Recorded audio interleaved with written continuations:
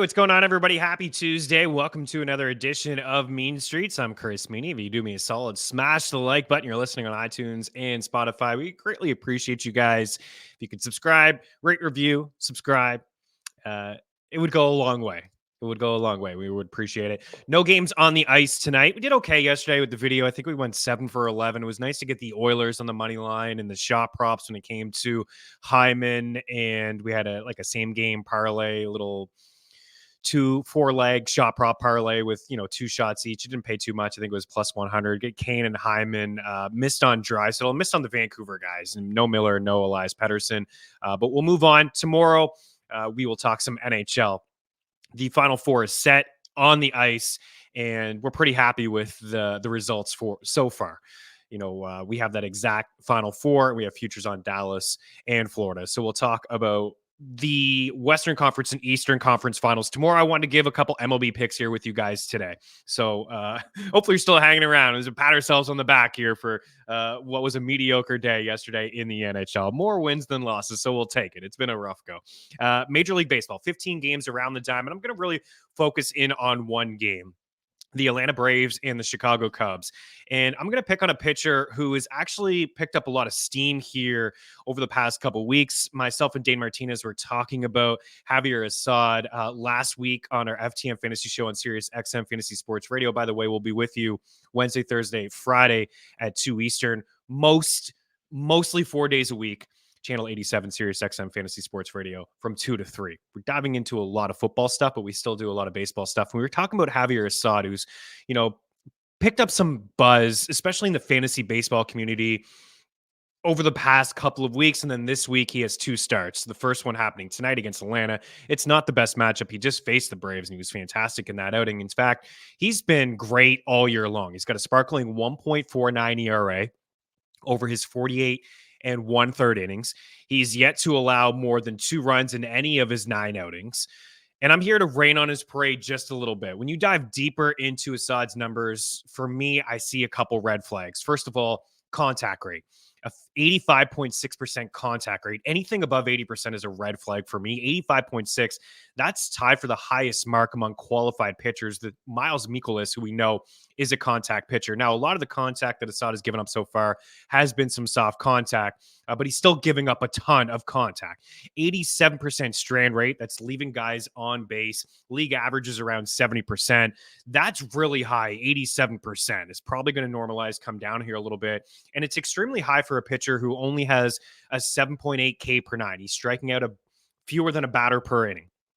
And a 21.6% strikeout rate is nothing to write home about. And the 6.4 swinging strike percentage is extremely low. So he is leaving guys on base despite not really getting a lot of swing and miss in his pitches.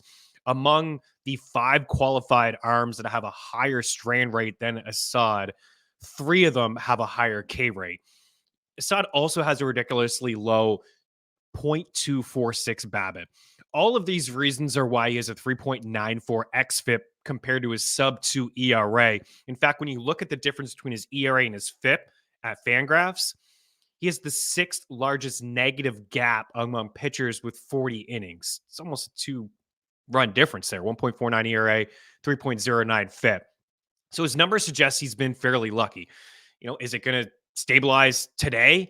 It may not.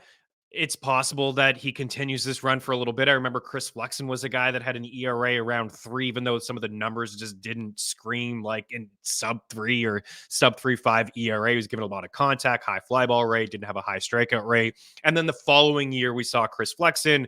He didn't live up to the expectations that he had heading into the season after the great campaign. And even, now Chris Flexen, we're picking on this guy. This is a couple of years ago. So this matchup is tough. Again, he just faced the Braves in his last outing, struck out 7 over 6 scoreless, only gave up 4 hits. I tend to give the advantage to the hitting team, like the batters, when there's a rematch between a pitcher and a team within a week. I think that the pitcher has to make a few more adjustments and the hitters will make some adjustments, but it's really just the process and the contact that he gives up. And then we're looking at a game at Wrigley Field tonight where the wind is blowing out 19 miles per hour left center. We have a game total of 11. So I'm going to I have a couple props here. Assad over 2.5 earned runs allowed.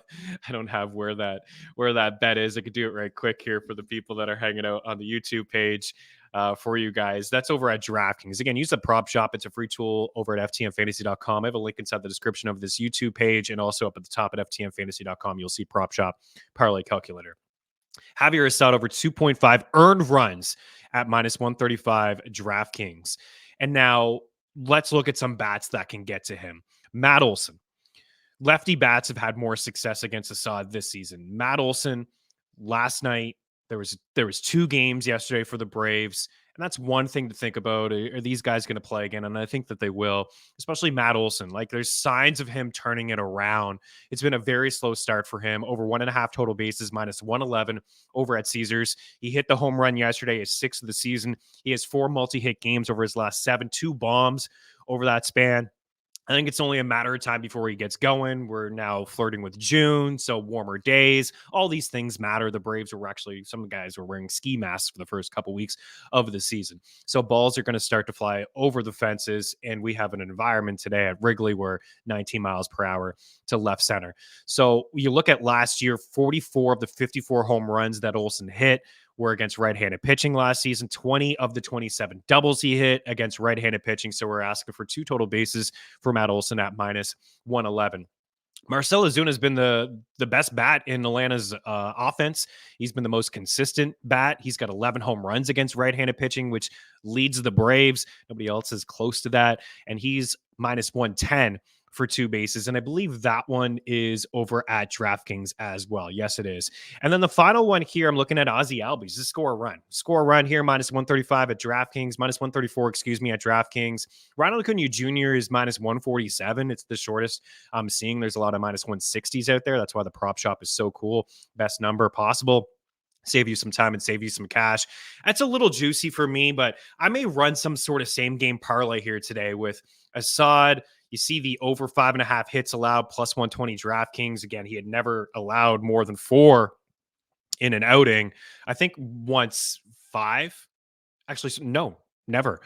So this number, you see the plus 120, but I'm putting in the environment. I'm putting in the fact that I think the regression is going to come with Assad and this Braves lineup. We know that it can rake and score some runs, but some sort of same game parlay. You could maybe go hits, earned runs.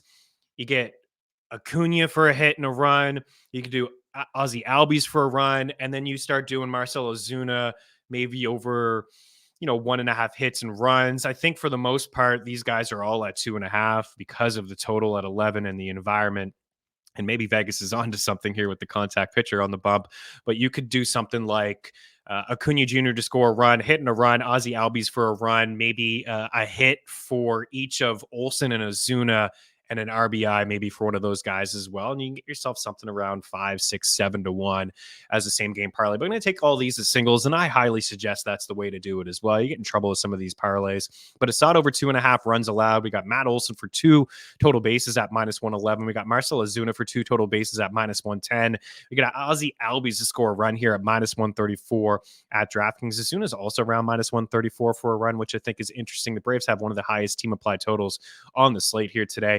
And then Javier Assad for over 5.5 hits at plus 120 over at DraftKings. It's probably my least favorite of the bunch. I went in order of how I like them. So if you're looking for more, check out ftnfantasy.com. Again, if you're subbed with us, you have all the picks across all sports, including tools and Discord as well over at ftnfantasy.com/pricing. We'll be back tomorrow to talk game 1 of the Eastern Conference Finals between the Florida Panthers and the New York Rangers. We'll have some series props for you guys as well. And we'll also tee up Edmonton and Dallas. Good luck around.